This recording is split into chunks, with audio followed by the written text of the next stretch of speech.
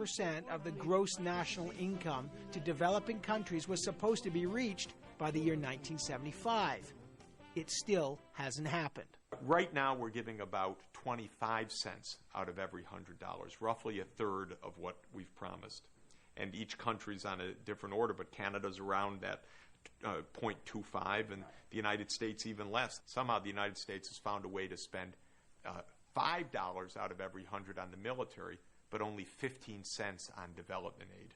It's kind of a shocking misinterpretation of what real security needs are. And what I've found in my work with colleagues all over the world is that if you actually were to give the 0.7, this would be enough to make the investments to enable all of the poor in the world to meet their basic needs and get on the first rung of the ladder of development so that they could begin to climb up the ladder of technology and income standards. You know, the anti-globalization movement has said, you know, when you read Jeffrey Sachs and you say the first rung on the economic ladder he talks about are these free economic zones, which essentially to the public are sweatshops. Should we be protesting against those things or saying this is normal progress? My grandpa worked in one of them, and a lot of our grandparents, mine too, by the way, worked in them, and they were the first step.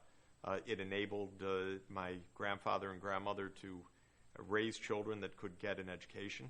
And what I see when I visit Dhaka and visit these factories, which I do all the time, I see young women who are saying, boy, if I were back home, my father would have forced me to marry at age 14. I may have 3 children by now, but this isn't easy for me, but I've been able to save a little bit, and I'm actually going for adult education classes right now. Should we be protesting and saying Nike and whatever other apparel company, Adidas, anybody out there, make sure your workers are paid fair market rates?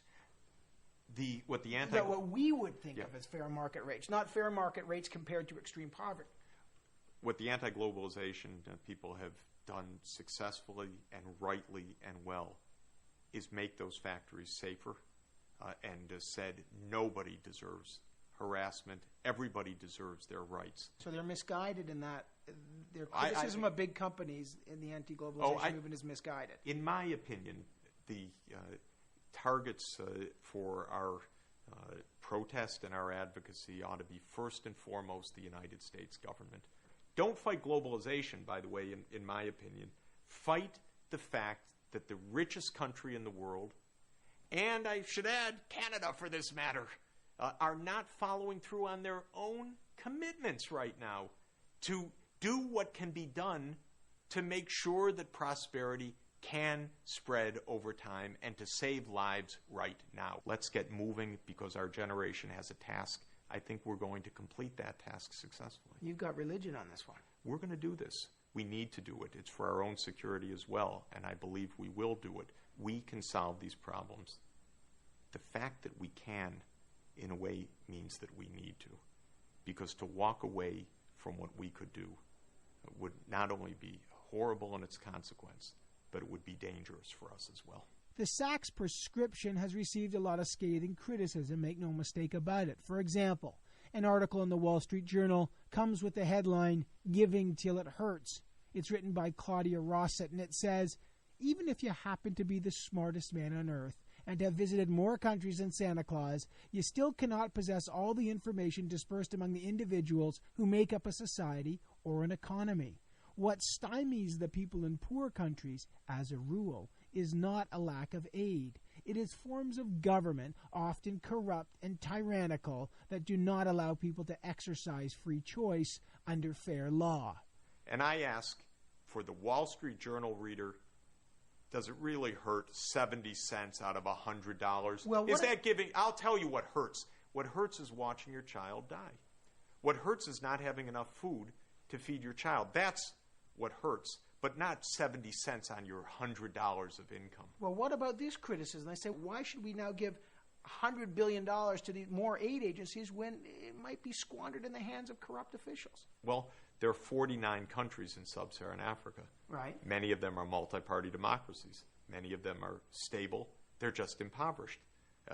Are you saying that about Ghana? Are you saying that about Senegal? Are you saying that about Tanzania? Those are three good examples, but I could name also 20 countries that have received aid that score poorly on the good governance scale. Absolutely, and what I'm recommending is we help the well-governed countries, and we show that there's a way out of poverty.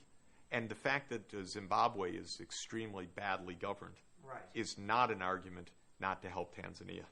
I'm not asking for heroics from the rich world. I'm not saying give 10% of your income, give 20% of your income. All I'm saying is let's follow through on what we've said, less than 1% to make the world safer, happier, more prosperous, a world that our children will be secure in. Jeffrey Sachs, I've taken up a lot of your time, and I really appreciate it. Well, great to be with you. Thanks a lot. Thanks. Sachs is that rare breed of guy who's simply unafraid of the impossible task. He looks at seemingly intractable problems that will affect billions of people, and he says simply, I can fix that. And he draws up a prescription to do it. Now, his prescription may have trouble being implemented because he's very much on the outs with the powerful George Bush administration. And that's why he's enlisted support of populist people like Bono and crowds of people all over the world where he goes to speak. But are his prescriptions always right? Maybe not. But is he on the right side of history? Absolutely. The End of Poverty by Jeffrey Sachs could be one of the most important books, not only of the year, but perhaps of the decade. I can't urge you in strong enough language to read this book. It could change your life. It did have a very profound effect on mine. The End of Poverty, Economic Possibilities for Our Time by Jeffrey Sachs is published by the Penguin Press. And again, pick it up. You got to get this book. All right, that's it for this week. I'm Evan Solomon, and I'll see you again soon.